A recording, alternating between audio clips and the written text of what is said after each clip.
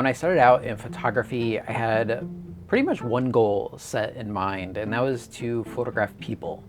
One of the first projects I took on was doing a portrait project photographing people with glasses, which is an interesting way to start out photographing people, because you're not only trying to get people comfortable, but then you're paying attention to any kind of glares or reflections in their glasses. And it was really like an extra challenge that I didn't need when I first started out. But I think it really helped me to hit the ground running and develop this passion for portrait photography, for getting to meet people, create images, and share experiences with others. One thing that I've always wanted to do, but I had never pursued until now, was photographing strangers on the street. In this video, we're going to take a look at my process of how I've gone about photographing strangers, and maybe I can share a few tips with you that will inspire you to pick up the practice yourself.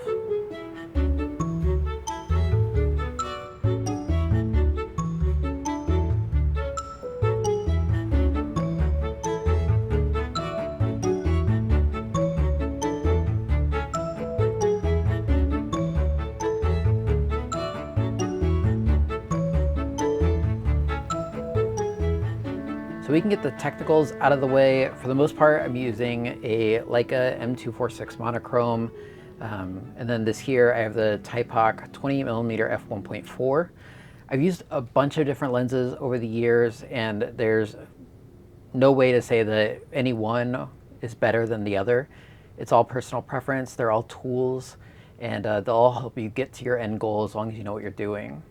For the most part, I've made all of my photographs on aperture priority. That's because in a lot of these situations, I'm approaching people quickly, and I haven't really wanted to fumble with manually focusing, setting my exposure, and going through all those different trials as I'm getting somebody ready to photograph them.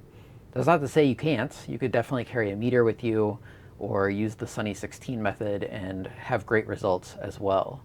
There are situations though where I do switch the camera into manual mode, especially if a subject is backlit or maybe something on their clothing I know is going to throw off the meter of my camera. And in those cases, I do switch over to manual mode and then take full control and make it happen. One of the most important things to keep in mind is just knowing your camera. I know with the M246 Monochrom that it's going to blow out the highlights really fast and I'll never be able to recover them. So I have to know that if I want to keep hold of those highlights, I'm going to have to underexpose the image, which then on the back of the camera, it never really looks great. And when I show it to other people, especially the people I'm photographing, they're always a little confused if I actually know what I'm doing. Sometimes I'll even photograph them once at the proper exposure, like what I know I need, and then I'll photograph them again at a higher exposure that gives them a chance to see the photo kind of how it would look when I get done editing it.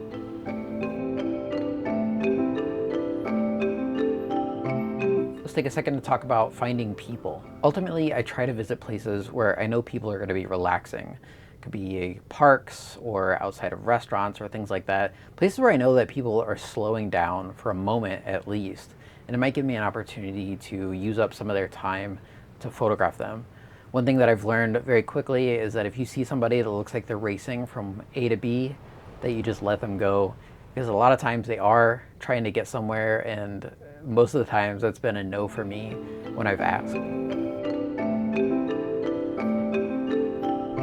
I try to start each conversation by introducing myself, explaining that I'm a photographer, and maybe telling them something that stood out to me about the way they appear.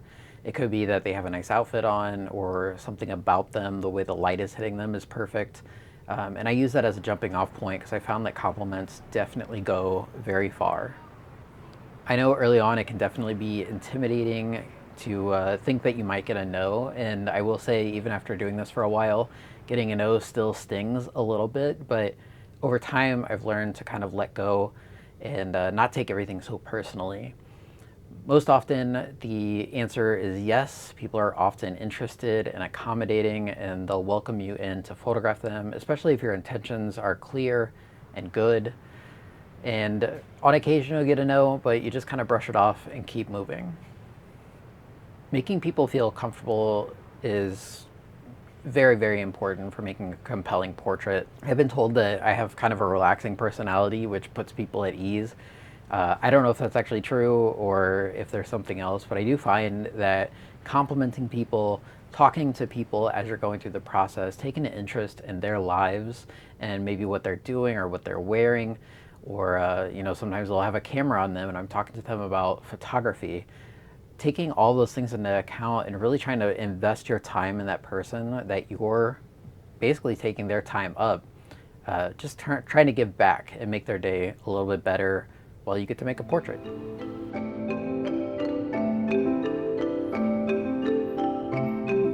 Showing people the photos on the back of the camera can be a double-edged sword.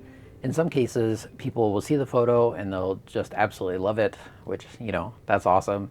There are situations where I've shown people the photographs and they've wanted to kind of dictate some changes. Like maybe they aren't 100% happy with their posture or their pose or their facial expression. And I'll use that as an opportunity to, put them at ease, and I'll give them a chance to kind of move the direction of the portrait to make them feel more comfortable. And then at the same time, I'm paying attention to what things make them comfortable in the session, and then using that with my own needs to get the session back to where I want it to be, to get the photograph that I want. Now, in the best world, in the best situations, as often as you can, I find that it's best just to get the photo that you want first and then show them the photograph. There have been situations where people seem a little on edge, or maybe they're not as trusting of you when you get there, and they say yes, and then you show them the back of the camera, and then all of a sudden they get super excited. And one way I found to really help with that is to bring around some sort of a portfolio, either a 4x6 like I carry, and that contains like 30 photographs of street portraits that I've made over the last couple months. And I found that showing people that really excites them. Another option is if you're carrying your phone around, to show them Instagram, show them some of the portraits that you've done already. And I found that that's a good way as well. Ultimately, photography is an incredible medium. It allows you to do new life experiences, meet incredible people, and, document moments that'll never come back again. I think it's important to remember that it's an art form, and your day, the way that your mood is, how much sleep you got, all those things will kind of dictate the way things go in a day. So there might be a day that I didn't sleep very well last night, so instead of taking the 28mm, I'm going to take a 35 or a 50 and give myself a little bit of distance. Those days where I'm feeling shy, I might not be wanting to approach people as regularly, so the 50mm gives me a little bit extra distance to make those photographs still, but give me, some space to be shy in those moments. One of the last things I'll leave you with is something that I kind of repeat regularly when I'm not getting out the door, like I'm having trouble getting out and making the photographs, is you can only make the photographs if you're out making the photographs. I often look at my portfolio and I'm like, oh, I wish I had this photo, but I can't get that photo unless I go make that photo. So good luck.